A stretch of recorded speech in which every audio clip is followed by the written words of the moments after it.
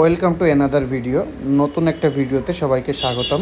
এই মুহূর্তে ভিডিও বানানোর কোনো ইচ্ছা ছিল না। দেশ দুনিয়ার পরিস্থিতি ভালো নয়। ইন্ডিয়ার সাথে পাকিস্তানের যুদ্ধ শুরু হয়ে গেছে।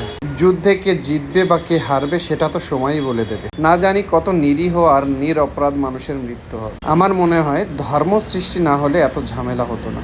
ধর্মের জন্য এত টানাটানি। অনেকের কমেন্ট আসছে যে পার্ট 2টা দাও, এই জন্য ভিডিওটা করা। মাইকের ব্যাগটা কিন্তু খুবই প্রিমিয়াম। ছোট ছোট জিনিসপত্র তো এর মধ্যে থাকে, তোমরা সবাই জানো। যেমন ধরো চার্জিং কেবল, অক্স কেবল, মাইকের তুলো, ম্যানুয়াল গাইড এক্সেট্রা।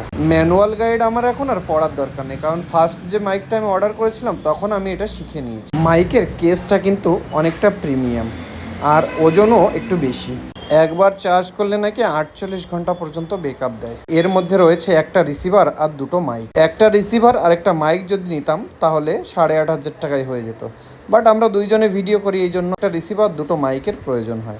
যাই বলো না, কিন্তু মাইকের পারফরমেন্স কিন্তু দুর্দান্ত। আমি মাইকটাকে 10 টাকার একটা কয়েলের সঙ্গে কম্পারিশন করেছি এবং মাইকটা কিন্তু 10 টাকার কয়েলের থেকেও ছোট।